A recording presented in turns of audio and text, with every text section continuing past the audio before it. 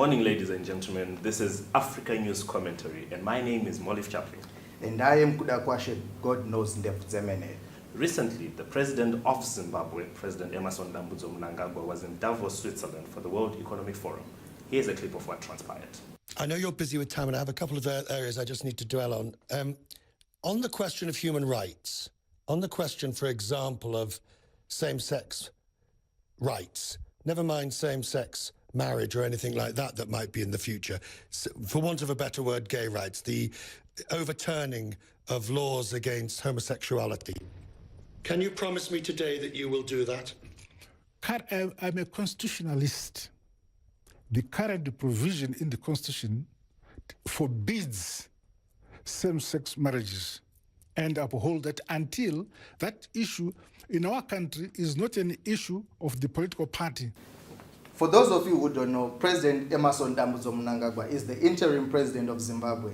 He took over power from President Robert Gabriel Mugabe, who had ruled Zimbabwe for the past 37 years. President Emerson Dambudzo Mnangagwa was at Davos to actually court foreign direct investment for the ailing Zimbabwean economy. Zimbabwe is in dire need of foreign direct investment to resuscitate its industrial, manufacturing, and agricultural sectors.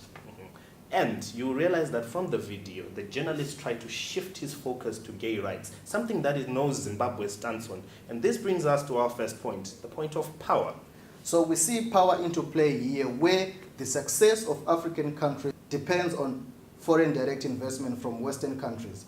We see that for an African country to succeed, it needs to have acknowledgement from IMF, World Bank, and the World Economic Forum. Or institutes that are from the Western world. Our second point is that of privilege. Because the West has most of the money, they can dictate how we run our affairs, socially, economically, and politically. That's a privilege we do not have in the reverse. And in turn, we see that there is also oppression into play. When an African country doesn't institute policies that are in line with the Western philosophy or ways of doing things, it's actually victimized. Case in point is the case of Zimbabwe, where it initiated its land reform program in the year 2000, and it was sanctioned for the past 17 years, leading to dire economic meltdown.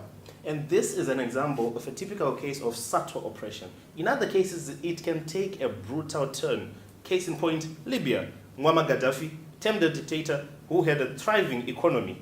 But apparently, now that Libya is a democracy, they're a failed state. Food for thought.